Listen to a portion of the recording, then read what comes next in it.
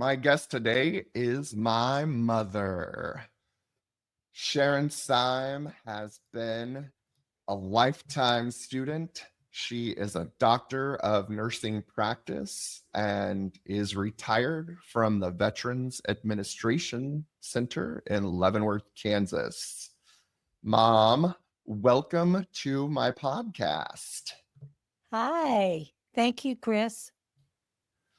All right. So today's episode might be a little bit more of an emotional roller coaster than some of our episodes have been, as this is one of the most important one of these conversations that I feel like I want and need to have. And just want to get us kick started, Mom. Whenever you first thought about having children, what kind of mother did you hope to be? I don't think you really think about it until you're pregnant. And I just wanted to be one that my children could be proud of and that for them to grow up knowing I would always support them and help them reach their dreams. And that's what I think your dad wanted also. So we were, what do you call it, bound on that. We wanted children. We wanted to have a good family because he never had the family life like we grew up with. He was never blessed with that. So I think that meant a lot to him also. I definitely think that you all did a great job, not only in the things that you taught us, but also in the things that you let us figure out by ourselves. And I think that was probably not lost on either of us, that you all were more aligned than misaligned really throughout our entire lives.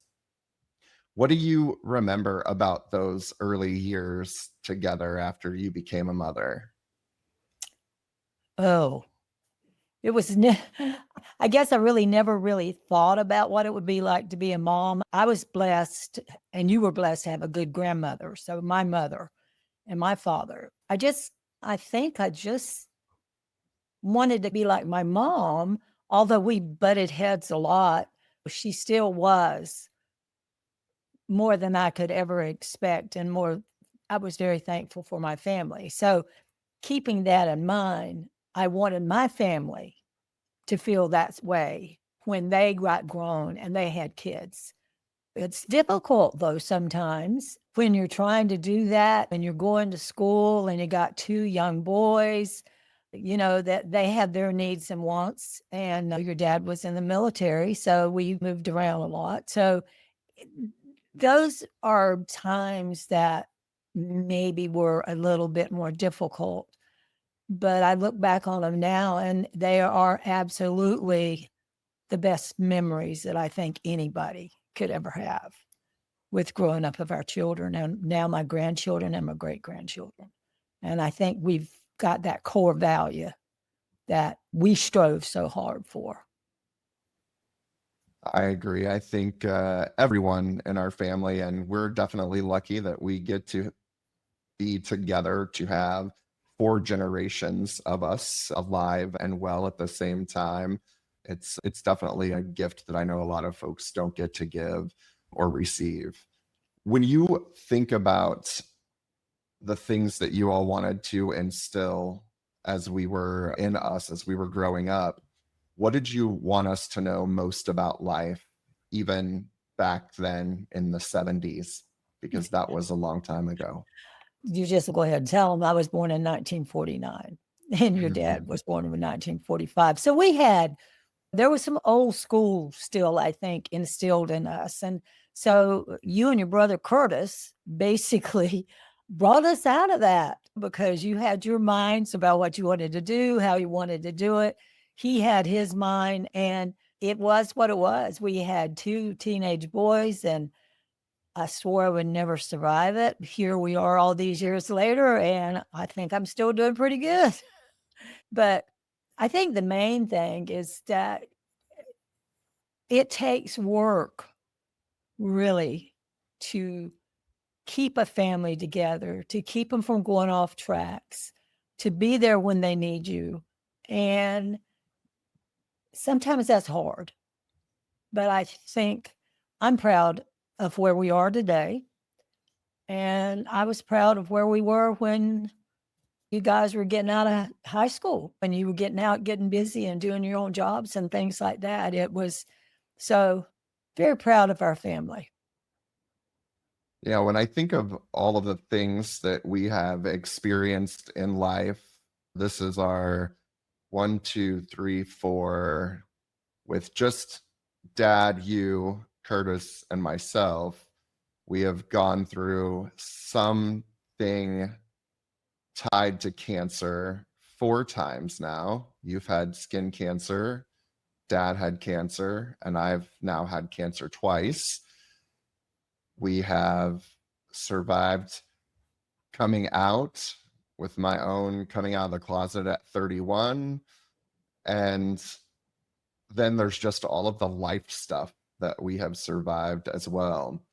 When you think about those last, it's been 51 years since you've known me, 51 and a half years exactly.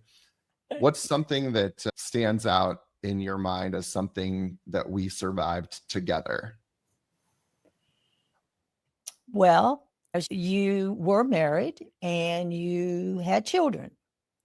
And I remember the birth of your first child.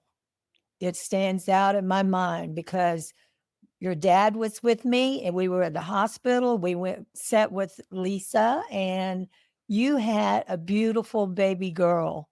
And to see your reaction and to see my husband's reaction, your dad, and to see and feel mine, it was so overpowering.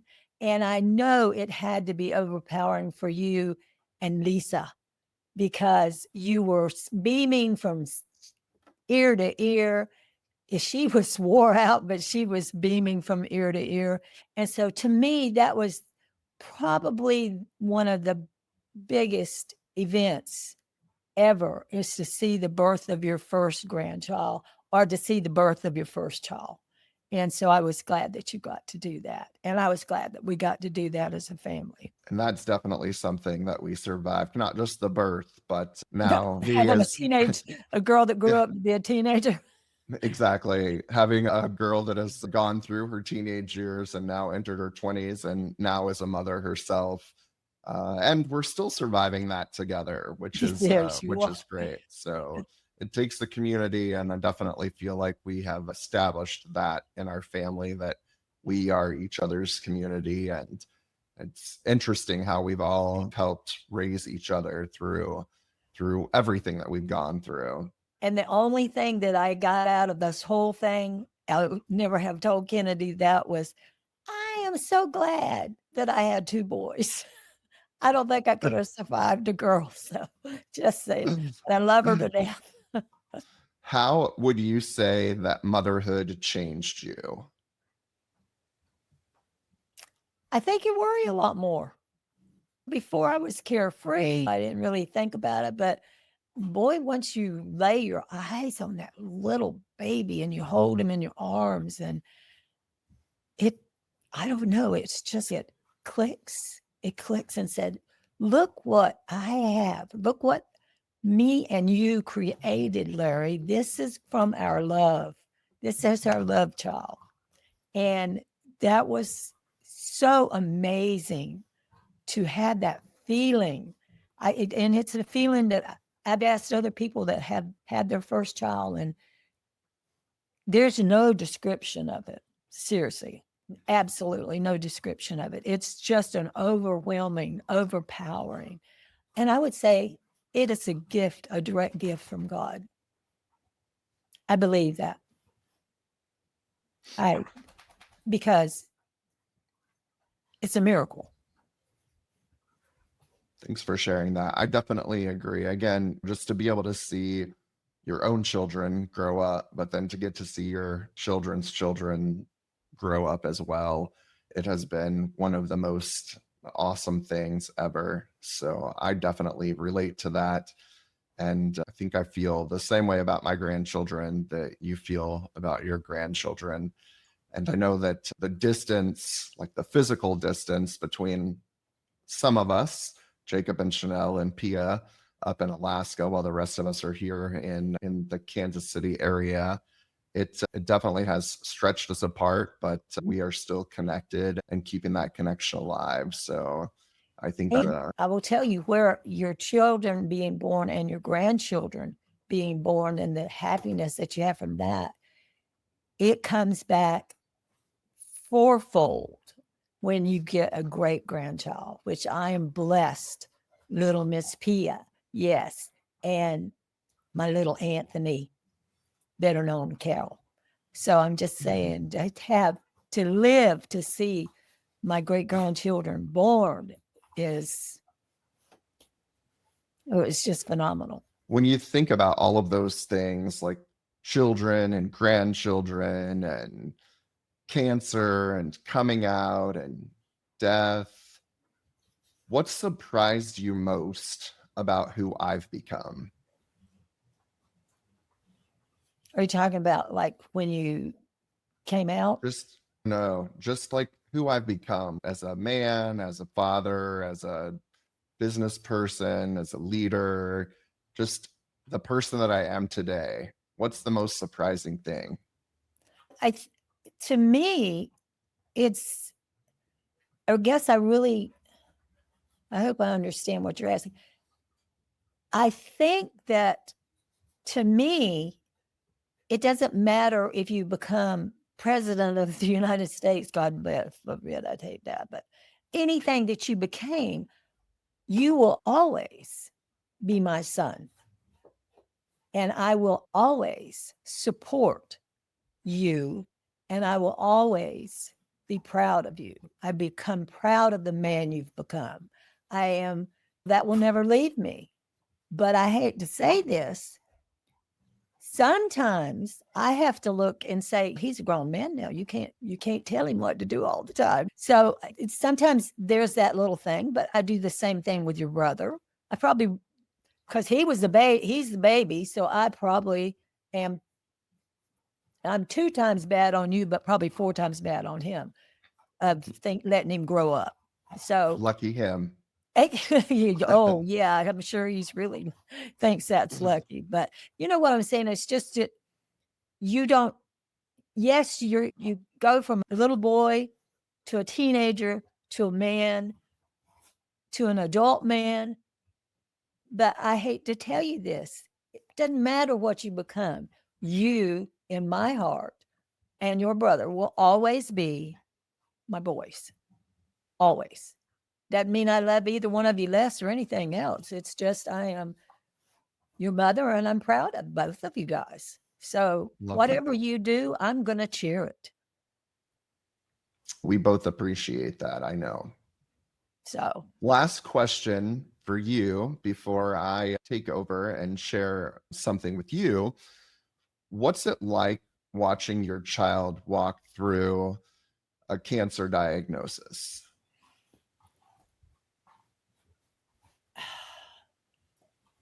I am thankful that if you had to have cancer, that your father was here for me.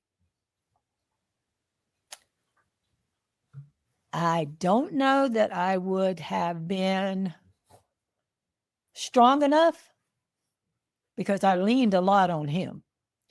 And I leaned a lot on God. I might have went a long time without attending church, but I always believed, and I believe that there is a reason for everything. But when you look at the number of people and loved ones, everybody has someone. When you look at them and realize that what the battle that they're going through with cancer, all you can do is be there and love them and try to help them. Can't cure you. If I could, you would be cured. There would be no cancer. If mothers could cure their children and fathers could cure their children, there would be no cancer. And so being in nursing, as many years as I've been in nursing, I've been around a lot of people that have had cancer, people that I was close to. I've had family members that's had it, not my immediate family, but now my immediate family. And then, of course, we never expected it, but your own dad was diagnosed with it.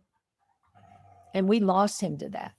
And so I don't do well with thinking about my family having cancer. And if I could take it from you, I would. But we can't. I knew you were going to do that, and I was going to get teary-eyed. So I'm sorry. That's all right. It'll make my mascara run.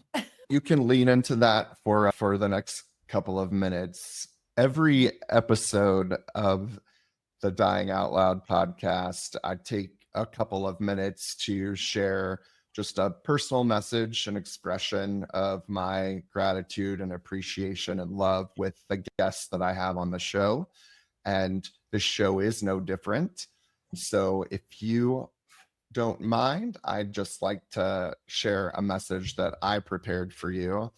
And I wrote it a million times because I was trying to be succinct, but I also wanted to pack just a ton of thoughts into this as well.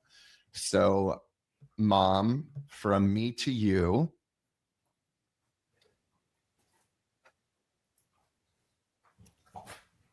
Don't make me cry, Kris.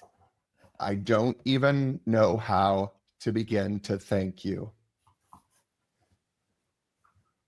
Not just for being my mother, but for being the steady, unshakable heart behind everything I've become. You have loved me through every chapter of life, the ones I wanted to write and the ones I never saw coming. You taught me how to rise with grace, how to fall with courage, and how to love without condition. You showed me that tenderness is one of my strengths and that presence matters more than perfection. You held me when I was hurting. You believed in me when I didn't believe in myself. And you never stopped showing up, even when the road got hard, especially then. The way you've mothered me has been a blueprint for how I try to love others with patience, humor, honesty, and heart. And now, in this chapter of my life, I carry your love with me like armor. It helps me find peace, and it gives me a sense of purpose.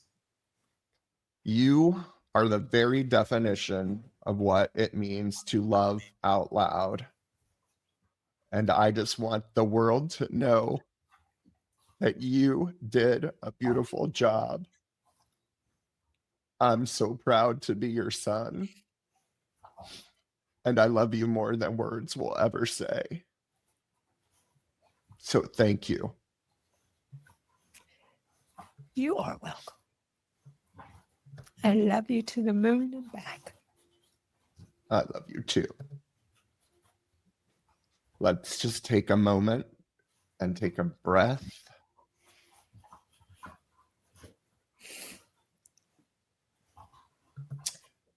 You could give one last message to any parents who are going through the same thing you are going through right now, or to someone who just might need a little bit of inspiration, what would that message be? Believe. Never. Trust.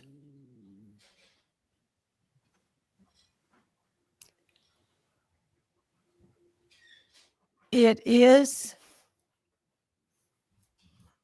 hard. It's hard to know someone that you love so much is suffering. It's hard to know and understand, why does he have it? What did he ever do? It is the hardest to see your children suffering, to see you suffering on a regular basis. It's hard. And sometimes I think you lose faith, and I try not to, because I still believe the old saying, for every reason, there is a season. And although we can't understand it, we don't want to understand it. It is hard to see your children suffer. It's hard. You want to just say, I've lived my life. Give it to me. Take it from him. But you can't do that. And you had your battle with cancer. And then when your father had his, it was because yours, we thought you were okay. And it turned out that you weren't. To keep just trusting and believing in the good Lord. I know that I say that a lot, but that's because I am growing in my belief in the Lord. If I could take it from you, I would. I know. And I know there's many a parent that would say the same thing. Don't let my child suffer.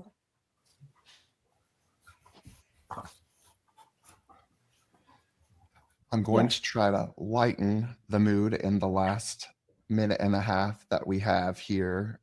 I want to thank you, Mom, for coming on here. I want to thank you for sharing your thoughts and your emotions, and just want to remind everyone that everybody only gets the moment that we have right now. And if you need to connect with someone to say thank you, I appreciate you, or I love you, you should get on that today. Thanks so much, Mom, for being with me. And for everyone else, look forward to you joining us again next week when we break open our hearts yet again and share feelings of love and gratitude and positivity.